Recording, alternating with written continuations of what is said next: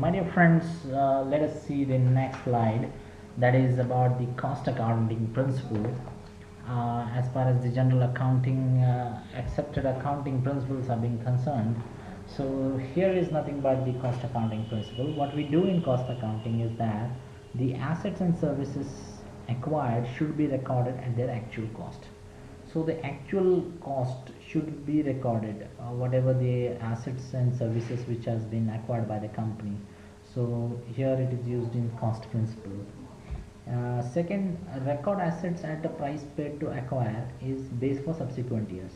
Means, for example, if you have purchased a machinery for 5 lakh as a setup, and no depreciation is done year after year for first year, second year, third year, fourth year, no depreciation is concerned. This cost method make financial statements more objective, but there are got some limitations. Financial status become irrelevant in case of inflation.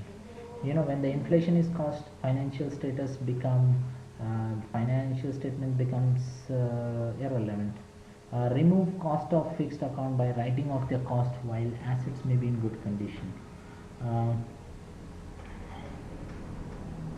if the assets are in good condition, then remove that cost. Don't show the asset for which no payment has been made. Example, knowledge, skills, resources. Here there is no payment shown when this costs are being taken into consideration.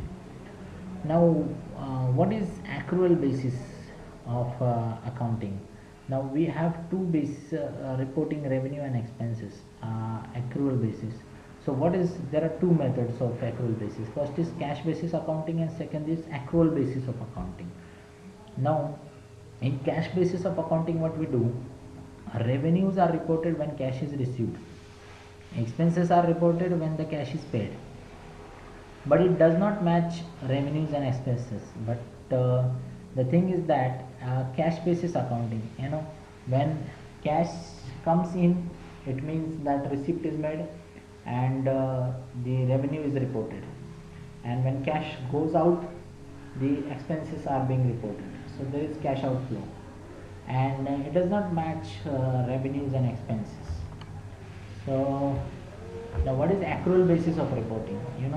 Revenues reported when earned, expenses reported when incurred, and properly matches revenues. So it requires adjustment of the properly matches revenues and expenses at determining the net income. It requires adjusting entries at the end of period, and it really isn't. It is the accrual basis of accounting technique. What here, revenues are reported when earned, expenses are reported when incurred, and properly matches revenue and expenses in determining net income.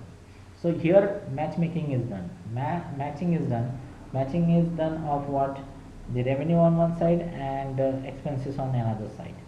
So it requires some adjusting entries at the end of period, and it just sound that it really isn't. So this is accrual basis of accounting technique. Now, versus both the technique, we'll compare. First is accrual accounting technique. It focuses on economic impact of transaction. Accrual basis, what? It focuses on economic impact. But as far as the cost accounting is concerned, it focuses when the cash is being received and paid out. So here in accrual basis, firm maximizes the assets, and in cash accounting technique, firm maximizes cash.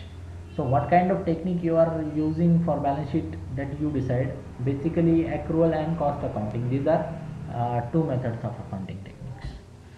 So in full disclosure, here financial statements, balance statement, income statements, return earnings, the circumstances and even make difference of financial statements, users should be disclosed.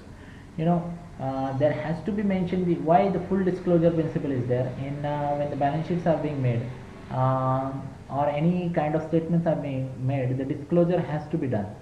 The disclosure has to be done in order to understand what kind of accounting technique you have been using, so that it becomes easy for the users of that statement to understand, because they will have the uh, they will look over that and the disclosure will be done accordingly. So my dear friends, what is the revenue principle we'll be looking in next slide.